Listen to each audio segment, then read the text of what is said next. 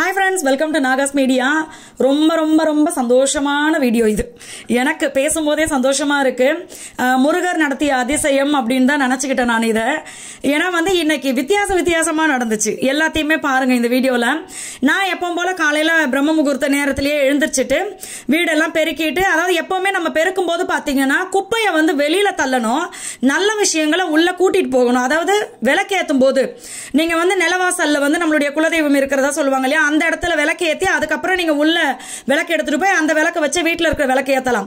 நம்ம பெருக்கும் போது வெளிப்பக்கமா பெருக்கிட்டு போய் குப்பையை தள்ளணும்னு சொல்லுவாங்க. நான் அந்த மாதிரி தான் ஃபாலோ பண்றேன். நான் எப்பவுமே நம்ம வீட்டு உள் கதவு இருக்கு இல்லையா, அங்க மட்டும்தான் கோலம் போடுவேன். பட் தம்பி எனக்கு வெளியில நீங்க கோலம் போடுங்கம்மான்னு ரொம்ப நாளா கேட்டுக்கிட்டு இருக்கான். சின்ன பிள்ளைக்கு இப்படி ஒரு ஆசையான்னு சொல்லிட்டு நான் அவனுக்காகவே வெளியில போய் கோலம் போட்டேன். அவன் பார்த்த உடனே ஹாப்பி ஆயிட்டான். அதுக்கு முன்னாடி பாத்தீங்கன்னா நம்மளுடைய கருப்பி இவங்க பேர் பார்த்துட்டு பேசுது, அடடா ஃபர்ஸ்ட் ரசிகையா நம்மளுக்கு பலமா இருக்கேன்னு பார்த்தா செகண்ட் ரசிகை கோலத்தை பார்த்துட்டு என்னைய அழைக்கவா இப்படி போட்டீங்க அப்படின்னு சொல்லி உள்ள உட்காந்துக்கிட்டு, நான் தொட மாட்டேன். எனக்கு என்னமோ தெரியல, பூனையை மட்டும் நான் தொடவே மாட்டேன். அது பார்த்து எவ்வளவு அறிவு தெரியுங்களா அந்த பூனைக்கு. நம்ம வீட்டில் அந்த இன்வெர்டர் பக்கத்தில் அவங்களுடைய குட்டியெல்லாம் வச்சுக்கிட்டு இருந்தாங்க. அதுக்கப்புறம் குட்டியெல்லாம் கொஞ்சம் எந்திரிச்சு நடக்க ஆரம்பிச்சதுனால வெளியில தூக்கிட்டு போயிட்டாங்க. நம்ம பாப்பா தம்பியும் அடிக்கடி பார்க்க போறதுனால பால் கேட்பாங்க. நான் டம்ளர்ல எடுத்துட்டு வந்துட்டேனா, நம்மளுக்காக தான் கொண்டு வர்றாங்கன்னா அப்படியே ரொம்ப அறிவாளி சாப்பிட்டுருவாங்க. அது இது பாத்தீங்கன்னா எப்பவுமே திராட்சையை நம்ம வச்சாலுமே நீங்க பிச்சுட்டு இப்படி ரெண்டு பாதியாம பிச்சுட்டு வைங்க, அப்பனா அந்த எறும்புகள்லாம் சாப்பிடும். ஒரு வகையில இதுவும் ஒரு அன்னதானம் தான். நம்ம சின்னதா பண்ணாலுமே நூத்துக்கணக்கான எறும்பு சாப்பிடுது இல்ல, அதுவும் அன்னதானம் தான். நான் அதுக்கப்புறமா விளக்கு ஏத்திட்டு இதை ஃபாலோ பண்ண முடிஞ்சவங்க கண்டிப்பா பண்ணுங்க. அமைதியா உட்காருங்க. அமைதியா உட்காந்து எதெல்லாம் உங்களுக்கு வேணும், நல்ல விஷயங்கள் எதெல்லாம் வேணும்னு நினைக்கிறீங்களோ அதெல்லாம் கிடைச்சிருச்சுன்னு நினைச்சு கொஞ்ச நேரம் மெடிடேஷன் பண்ணிட்டு அதுக்கப்புறம் தீபாராதனை காமிச்சிட்டு நாங்க கோயிலுக்கு வந்தோம். ஃபர்ஸ்ட் முருகர் கோவிலுக்கு நாங்க போயிட்டு வந்துட்டோம். வரும்போது எனக்கு என்னன்னா ரொம்ப நாளாவே ஒரு 7 இன்ச்ல முருகர் சிலை வாங்கணும்னு ஆசை.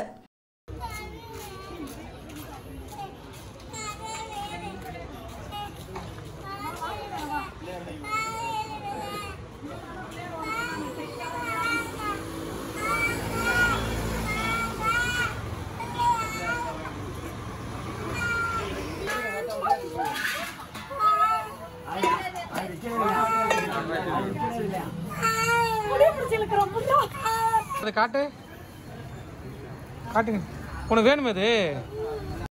ஆனா முருகர் சிலை நான் தேடின மாதிரி கிடைக்கல. அப்புறம் இன்னொரு கடைக்கு வந்தோம். ஆனா இந்த 2 கடையிலயும் பாத்தீங்கன்னா இவன் நடராஜ பெருமாள் எடுத்து கட்டி பிடிச்சிக்கிட்டு வேணும் இவரை நான் வைக்கவே மாட்டேன்னு சொல்லிட்டான். அப்புறம் எப்படியோ அவனை அப்படியே இது பண்ணி சிலையை வாங்கி வச்சுட்டேன். இருந்தாலும் அழுக நிக்கல. காலையில இருந்து நடந்த கூத்தெல்லாம் நீங்க பாத்திருப்பீங்க. 2 கடையிலயும் பாத்தீங்கன்னா 2 கடையா 3 கடை, இன்னொரு கடையில வேற இன்னொரு நடுவுல இந்த 3 கடையிலயும் பாத்தீங்கன்னா ஆச்சரியமா பாக்குறாங்க. அதாவது பிள்ளைங்க வந்தா பொம்மை கேட்கும், வேற எதனா கேட்கும், விளையாட்டு ஜாமா கேட்கும். இவன் என்ன சாமியை இப்படி பண்றான்னு கடைசியில பாத்தீங்கன்னா இவரு அவன் கையில வச்சிருந்தாலும் நடராஜ பெருமாள் அவரை வாங்கிக்கிட்டு ஒரே ஓட்டம் தெருக்க ஓடி போய் அந்த அக்கா கிட்ட கொடுத்துட்டு இவனா அழுக தாங்கல அவனுக்கு, எனக்கு வேணும்ன்ட்டு. அப்புறமா பார்த்தா எனக்கும் ஏதோ மனசுக்கு திருப்தியா இருந்துச்சு. அவன் கரெக்டா முருகர் சிலை எடுத்துட்டான். முருகர் சிலை குட்டியா ரொம்ப அழகா இருந்தாரு. அவரை எடுத்துட்டு எனக்கு தான் இந்த முருகர் தான் எனக்கு வேணும் அப்படின்னு சொல்லிட்டு நானும் சரி முருகர் கோயிலுக்கு போயிட்டு வரும்போது முருகர் கூட வர்றாரு அப்படின்னு கொண்டு வந்து அவன் ஆனா என்கிட்ட கொடுக்க மாட்டேன்னு சொல்லிட்டான். அவரை நானே தான் வச்சுக்குவேன் அப்படின்னு சொல்லியிருக்கான். அதனால இப்ப என்னன்னா என் புருஷர்கிட்ட சொல்லி எனக்கு கண்ணுல தண்ணியே வந்துட்டு, இது என்னடா எனக்கு முருகர் வாங்க போனா இவன் இப்படி பண்ணிட்டானே, அப்ப என்னோட முருகர் அப்படின்னு. எனக்கு என்னன்னா நிறைய சிலை காமிச்சாங்க. ஆனா எனக்குள்ள ஒரு கற்பனை இருக்குது. இதே மாதிரிதான் பாத்தீங்கன்னா கோமாதாவை பல வருஷ கணக்குல தேடு நினைச்சலாம். கோமாதாவை எங்க இவ்வளவு நாள் தேடுனீங்க, கடையில போய் வாங்கியிருக்கலாமே. எந்த கோமாதாவை பார்த்தாலும் இஷ்டம் இல்லாம இருந்துச்சு, எனக்கு ஒரு திருப்தி இல்லாம. கடைசியில பார்த்தா அவங்க கடல்ல இருந்து எனக்கு கிடைச்சாங்க. அதனால அவங்கள வச்சிருக்கேன். அதே மாதிரி எனக்கு இப்ப பாத்தீங்கன்னா விநாயகர் திடீர்னு தான் கிடைச்சாரு. ரொம்ப அழகா இருப்பாரு, லட்டு மாதிரி இருப்பாரு. இப்ப முருகர் வாங்குறதுக்கு மகி என்னை வேற ஒரு இடத்துக்கு கூட்டு போறேன்னு சொல்லியிருக்காங்க. கும்பகோணம், திண்டுக்கல்னு சொல்ல வந்துட்டு அது பூட்டு வைக்கிறாங்க. கும்பகோணம் நல்ல வேலை திருநெல்வேலின்னு சொல்ல வண்டி அல்வா வாங்கியிருப்போம். பாக்குறவங்க சொல்லி எது திருநெல்வேலி எங்களுக்கு அல்வாவா அப்படின்ட்டு. கும்பகோணம் மகி அப்பப்ப சொல்லிட்டே இருப்பாங்க. நான் ஒவ்வொரு சாமி சிலை கேட்கும் போது மகி சொல்லுவாங்க, பேசாம கும்பகோணத்துக்கு இப்ப ஊன்னு சொல்லு, கும்பகோணம் கூட்டு போறேன், இப்ப ஊன்னு சொல்லுவாரு. இப்படி ஊன்னு சொல்லிதானா எங்க வீட்டுல இருந்து என்னை கூட்டு வந்த. அதனால என்னன்னா இப்ப மக்கி வந்து எனக்கு கும்பகோணம் கூட்டு போற அப்படி சொல்லியிருக்காரு. எனக்கு பிடிச்ச மாதிரி மனசுக்கு திருப்தியா எனக்கு முருகர் வேணும். ஏன் இப்ப திடீர்னு முருகர்னு நீங்க கேக்குறீங்க? உங்களுக்கு வேற வேலையா இல்லையா? எப்ப பார்த்தாலும் சாமியை பத்தியே பேசுறீங்க அப்படின்னு தோணுச்சுன்னா சொல்றேன். எனக்கு வந்து எல்லா சாமியும் பிடிக்கும். என்னன்னு தெரியல, திடீர்னு எனக்கு வந்து முருகர் நினைச்சாவே ரொம்ப ஃபீலிங்கா அழகையா வர்ற மாதிரி இருக்குது.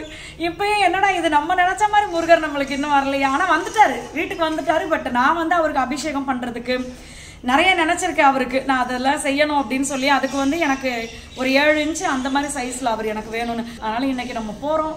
முருகர் அலையக்கா தூக்கி உள்ள வச்சுக்கிட்டு கம்முன்னு பேசாம வந்துகிட்டே இருக்கோம். நான் போய் அங்க காட்டுறேன்.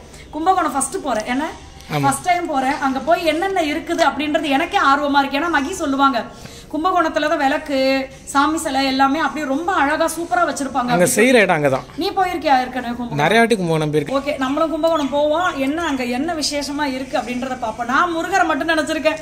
ஏன்னா எல்லாருமே கோயிலுக்கு ஃபேமஸ் கும்பகோணம் தான் பாப்போம். திருமண பக்கமா கோயில் இருக்கும் கும்பகோணத்துல.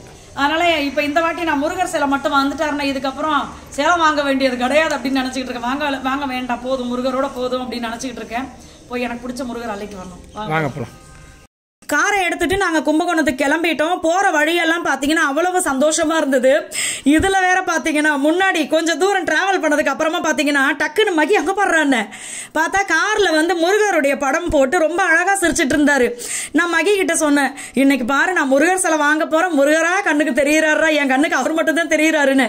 மன்னார்குடி தெப்பக்குளம் இது, ரொம்ப பெரிய குளம். அப்படியே அவ்வளவு அழகா சூப்பரா இருந்துச்சு. வீடியோவை நான் செல்ல கீழே வச்சுட்டு பார்த்தாதான் எனக்கு என்னடா இவ்வளவு பெரிய குளமா இருக்கு அப்படி தோணுச்சு. ஒவ்வொரு இடமா அப்படியே போயிட்டு இருக்கும் போது போற இடத்துல என்ன நடக்க போகுது அப்படின்றது எங்களுக்கே சத்தியமா தெரியல.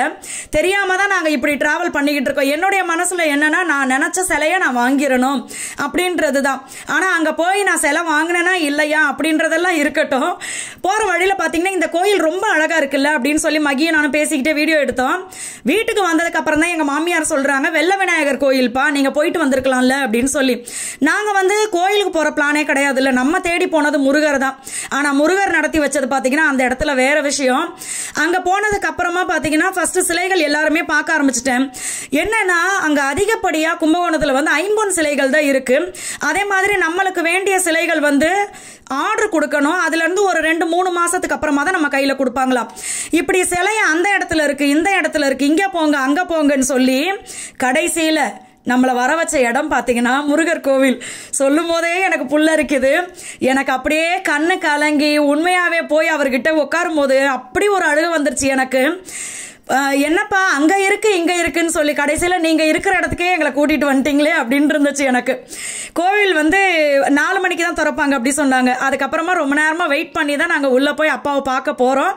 மற்ற விஷயத்த பார்க்கலாம். நான் பாத்தீங்கன்னா பெரிய அதிர்ச்சியில உட்காந்துருக்கேன்.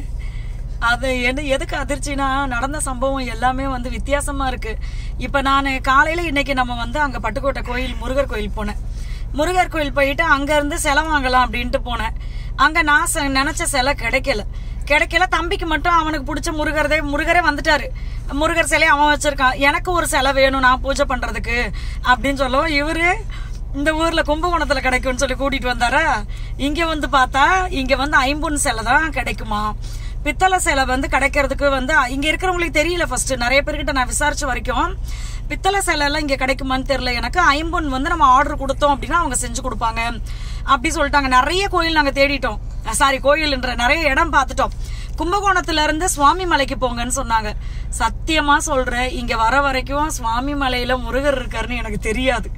அது அவருடைய 4ஆம் படை வீடுன்னு எனக்கு தெரியாது. அறுபடை வீடுல இது ஒரு வீடு, 4வது வீடு. எனக்கு அப்படியே எனக்கு வருது பாருங்க, ஆனந்த கண்ணீர்னு நம்ம சொல்லுவோம்ல, அந்த அளவுக்கு எனக்கு அப்படியே பொங்கி பொங்கி முருகரை பார்த்தா நான் அழுதுருவேன். அந்த அளவுக்கு எனக்கு ஹாப்பி ஆயிடுச்சு. ஏன் அப்படின்னா நான் வந்து நம்புவேன். எப்படின்னா நம்ம வந்து ஒரு கோயிலுக்கு விருப்பப்பட்ட உடனே போக முடியாது, அவரா நம்மளை கூப்பிட்டாதான் நம்மளால போக முடியும்னு. ஆனா சத்தியமா சொல்றேன், கும்பகோணம்ன்றதே இவன் கூட்டு வந்துதான் எனக்கு தெரியும். கும்பகோணத்துல இருந்து சுவாமி மலையில முருகர் இருக்காரு அப்படின்றது எனக்கு தெரியாது. சுவாமி மலையில முருகர் சிலை எங்க கிடைக்கும்னு சொல்லி நான் யூடியூப்ல தேடினேன். சுவாமி மலை முருகர் டெம்பிள்னு ஒரு இது முருகர் கோயில்னு வந்துச்சு. என்னடா இது சுவாமி மலையில முருகர் இருக்காரா அப்படின்னு சொல்லி உள்ள போய் பார்த்தா அதுக்கப்புறமா வழி தேடிக்கிட்டே வர்றோம். சத்தியமா நம்ப முடியல, வழி தேடிக்கிட்டே வர்றோம். அந்த இது பாத்தீங்கன்னா நாங்க சிலை தேடி போய் இங்க கோயில் கிட்ட நிக்கிறோம். இப்ப அது அப்ப எவ்வளவு ஹாப்பியா இருக்கும். அதான் நான் மகி கிட்ட சொன்ன, மச்சான் நம்மளும் வீடு கட்டிக்கிட்டு இருக்கோம், முருகருக்கு வேண்டுதல் வச்சிருக்காரு மகி. இப்பதான் ஒரு 4 நாளைக்கு முன்னாடி வேண்டுதல் வச்சாரு. திருச்செந்தூர் வர்றது, பழனியும் திருச்செந்தூர் 2 இடம் அவரு சொன்னார். நான் சொன்னேன் எனக்கு தெரிஞ்சது சிறுவாபுரி முருகர் வீடு கட்டுறதுக்கு உகந்த, அதாவது அங்க போய் வேண்டிக்கிட்டா வீடு கட்டுவோம்னு சொல்லி சில பேர் சொல்லி கேள்விப்பட்டதுனால நான் என்ன பண்ண, சிறுவாபுரி முருகருக்கு அப்பா நீங்க ரொம்ப தூரத்துல இருக்கீங்க, நான் வீடு கட்டணும்னு வர்றப்பா உங்களை பாக்குறப்பா நன்றி சொல்றேன் அப்படின்னு நினைச்சுக்கிட்டேன். ஆனா அவரு நினைச்சிருக்காரு, அட கடவுளே ஏண்டா எப்படிடா வர வைக்கிறது, சரி ஓகே சிலை நினப்பு வந்துருச்சா சிலையை வாங்குறது கிளம்பி வாங்க இந்த இருக்க நானுன்ற மாதிரி. அதுக்கப்புறமா தான் நான் சுவாமிமலை முருகர்னு போட்டு பார்த்தா அவர் 6 படை வீடுல இது 4ஆம் படை வீடாம். அப்ப எனக்கு எவ்வளவு ஹாப்பியா இருக்கும். இது கடவுள் நம்பிக்கை இருக்கிறவங்களுக்கு இது பெரிய சந்தோஷமா இருக்கும். அப்பா கடவுளே கூப்பிட்டுருக்காருப்பா நம்மள அப்படி சொல்லிட்டு. கடவுள் நம்பிக்கை இல்லாதவங்களுக்கு தாஃபா அப்படி ஓவரா பேசிட்டு இருக்க அப்படின்னு தோணலாம். பட் இருந்தாலும் இது எனக்கு ஒரு மிராக்கிள் மாதிரி தான். நான் இப்ப உள்ள போய் எங்க அப்பாவை பார்க்க போறேன். நான் இங்க முருகர் சிலை வாங்குறேன்னு இல்லையே எனக்கு தெரியாது. ஆனா அவரு வர வச்சது இங்க அவரு பாக்குறதுக்கு தான் அப்படின்னு நான் நினைச்சிருக்கேன். ஏன்னா வீட்டுலதான் முருகர் வந்துட்டாரு ஆல்ரெடி, தம்பி வச்சிருக்கான் அந்த முருகரை. இங்க இவரை பாக்குறதுக்காக வர வச்சிருக்காரு. எப்படி பிள்ளைகளுக்கு சொல்றதுன்னு தெரியல. அதனால முருகர் சிலை வாங்க வர்றவ நானும் இங்க தப்பா இருக்கேன், ஒரு வெட்டு வாங்கப்பா அப்படின்னு சொல்லும் போது ஹாப்பியா இருக்கு எனக்கு. எல்லாரும் வெயிட் பண்ணிட்டு இருக்காங்க, நாங்களும் இங்க வெயிட் பண்ணிட்டு இருக்கோம். உள்ள போய் அப்பாவை பார்த்துட்டு கையோட அவரை வாங்கிட்டு போக முடிஞ்சால் இங்க கிடைச்சதுன்னா வாங்குவேன். ஏன்னா ஐம்பொன் சிலைகள்லாம் பாத்தீங்கன்னா ரேட்டு கொஞ்சம் அதிகமா இருக்கு. எனக்கு பித்தளை சிலையே போதும். அவரையே நம்ம பாத்துக்கிற விதத்துல அவர் நம்மளுக்கு நல்லதுதான் செய்வார். எல்லா முருகரும் ஒண்ணுதானே. அதனால நம்ம என்னன்னு பாப்போம். நான் சிலை வாங்கிட்டேன் அப்படின்னாலும் காட்டுறேன். உள்ள போய் இப்ப இவரு இதுக்காக தான் வர வச்சிருக்காரு, அவரை போய் பாப்போம். இப்ப கோயில் உள்ள போயிட்டு சாமியை கும்பிட்டுலாம். எனக்கு இன்னொரு அதிசயம் நடந்துச்சு. என்ன விஷயம் அப்படின்னா, கும்பகோணம் போய் சிலை தேடுறதுக்காக போனோம். ஆனா அந்த இடத்துல முருகர் அவரை பார்க்க வர வச்சிருந்தாரு. அது ஒரு சந்தோஷமா இருந்தாலும் நான் தேடி போன சிலை அங்க கிடைக்கல. எனக்கு நிறைய கடை ஏறி இறங்கியாச்சு, கிடைக்கவே இல்லை. எனக்கு அது கொஞ்சம் சின்ன வருத்தமா இருந்தது. அப்புறம் மகி சொன்னாங்க, முருகரை இன்னைக்கு இங்க பார்த்ததே பெரிய விஷயம், அவர் அதுக்காக தான் வர வச்சிருக்காரு, நீ வருத்தப்படாதுன்னு. ஆனா வீட்டுக்கு வந்ததுக்கு அப்புறம் பாத்தீங்கன்னா என் பிள்ளை எவ்வளவு அடம்பிடிச்சு ஒரு முருகர் சிலையை வாங்கிட்டு வந்தானோ அதெல்லாம் அப்படியே மறந்து போயிட்டு நான் வீட்டுக்கு போன உடனே, அம்மா இந்த சிலை உங்களுக்காக தான் வாங்கிட்டு வந்தேன், இவரை நீங்க வீட்டுல வச்சு அபிஷேகம் பண்ணுங்க, பூஜை பண்ணுங்க அப்படி சொல்லி என் கையிலேயே கொடுத்துட்டான். எனக்கு ரொம்ப ஆச்சரியமா இருந்தது. இப்ப வரைக்கும் உங்களுக்காக வாங்கினேன்னு தான் சொல்றான். வெறுங்கையோட வந்தனா, கை நிறைய பூவும் இனிப்பும் கொண்டு வந்திருக்கேன். முருகர் பாத்தீங்கன்னா அவருடைய பிளானிங்கே வேற. நம்ம ஒண்ணு நினைச்சா கடவுள் ஒண்ணு நினைப்பாருன்றாங்கல்ல, அதான் இந்த நேரத்தில் நினைக்கிறேன். நம்ம நினைச்சது முருகர் சிலை வாங்க, அவரு நானே தரிசனம் தர்ற வாப்பான்னு அவரு கூப்பிட்டு ரொம்ப சந்தோஷம். அதுவும் இங்க யானை இருந்தாங்க, குட்டி யானை, அதுவும் தங்க புள்ள மாதிரி அண்ணா அழகு, நல்லா கொலன்னு போட்டோ எடுக்க கூடாது சொல்லிட்டாங்க. ஆனா அவங்க கிட்ட ஆசீர்வாதம் வாங்கிக்கிட்டு கோவில் உள்ள பாத்தீங்கன்னா பெரிய முறுக்கு பிரசாதமா கொடுத்தாங்க. நாங்க கொஞ்சோண்டு ஒரு இனுக்கு மட்டும் பிரசாதத்துக்காக எடுத்துக்கிட்டு அவங்களுக்கு போய் கொடுத்தேன். நல்லா சாப்பிட்டாங்க. தொடர்றதுக்கு ஆசையா இருந்தது. அவங்க பாட்டுக்கு பின்வாக்கில் யாரா எறும்பு கடிக்கிற மாதிரி இருக்குன்னு ஒரே மிதி மீச்சு விட்டா. ஆனா தொடலை, தொண்டை கம்முகிறது, கண்டுக்கப்படாது. இன்னைக்கு டேவே ரொம்ப சந்தோஷமாக்கி இருக்காரு. நம்ம முருகர் சிலை வாங்கலாம்னு வந்தா முருகரே பார்த்தாச்சு. அதுதான் எனக்கு ரொம்ப என்ன விஷயம் ஹாப்பி. ரொம்ப கூட்டம் இருந்தா நம்ம கொஞ்சம் ஸ்பெஷல் தரிசனத்துல உள்ள போயிட்டோம். ஸ்பெஷல் தரிசனத்துல உள்ள போயிட்டு முருகர் பக்கத்திலே உட்கார்ந்துட்டோம். போயிட்டு நம்ம அப்படியே ஒரு சந்தோஷமா அவரை பார்த்தோம். நல்லா இருந்தாரு, சூப்பரா இருந்தாரு. எல்லாருக்காகவும் வேண்டிக்கிட்டு எல்லாரும் நல்லா இருப்பீங்க. நீங்க நினைக்கிறது எல்லாம் நடக்கும். ஆமா, வாங்க போலாம்.